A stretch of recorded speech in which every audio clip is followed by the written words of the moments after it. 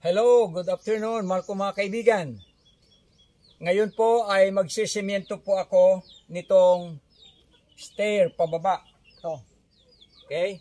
Magsisimiento po ako. Ganito po ang gagawin natin mga kaibigan. Kailangan ito ay napison. Nadikdik ito. Gagamit ako ng ganito. Rubber po ito, rubber. Ginagamit kapag nagtatals. Ito ang aking pangpukpok na ganito. Huwag gagamit kayo ng tinatawag na maso. Ay, huwag. Tapos, ang kapal nito mga kaibigan ay 2 inches mula dito. So, magiging ganito yan mamaya. Okay? Ganon taas niyan mga kaibigan. Para ito ay tumibay. So, ngayon ay lalagyan natin ng mga simento. Okay, simento, please. Yan. Yan mga kaibigan, oh. Yan. Ganito lang mga kaibigan ang gagawin natin. Yan, unahin natin itong may bakal para magtibay. Yan. Yan mga kaibigan, oh.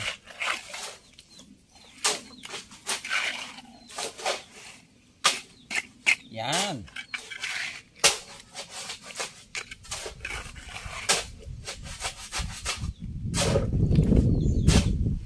Ito mga kaibigan ang trabaho ng mason. Ay ako naman po ay kahit ano na lang ang aking pasukin. Kahit hindi ako mason na tunay. Pero naiintindihan ko ang trabaho ng mason mga kaibigan. Naiintindihan ko ang trabaho ng mason kaya pinanunood ko. Kaya tinutulad ko sila. So ako na ang gagawa nito. Yan. Maraming laman. O, tinan mo mga kaibigan, no? Maraming laman. Sige, lagay. Yan. Kita nyo mga kaibigan, no? Daming laman. Magiging solid ito. Itong hollow block ay may laman na po ito. Titibay na po ito. Yan. Ito ikakalat na po yan. Yan.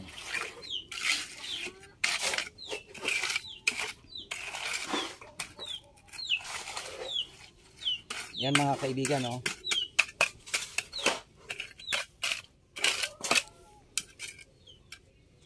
Kulang ang pasinto.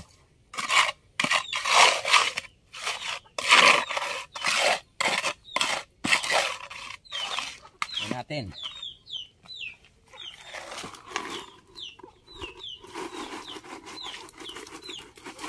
Ba, maksya pala ng simento ito. Mga kaibigan.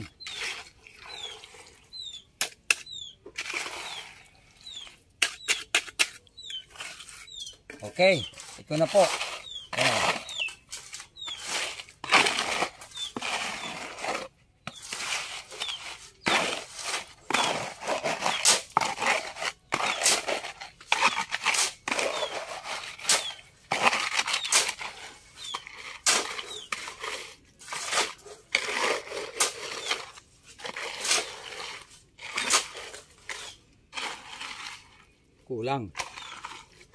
Kulang pa ng kaunti. Yan. O, di ba natakpan na po? Natakpan na itong hollow block, oh. So, nagkakasama-sama na sila. Matibay ito, matibay.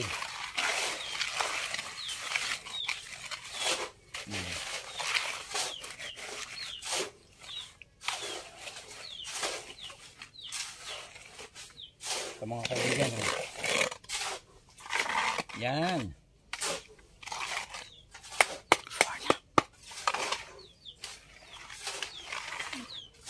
Okay. Ito na po ang finished product ng aming ginawa na stair o hagdan pababa. Matarik po ito mga kaibigan. Tamo. Yan ay mula sa baba pinicturean ko o binidyohan ko papunta sa taas. Okay? So, salamat sa Panginoon at natapos din yung hagdanan. Pwede nang gamitin. Ayan ang pababa. Kikita mo pababa siya. Okay, God bless you.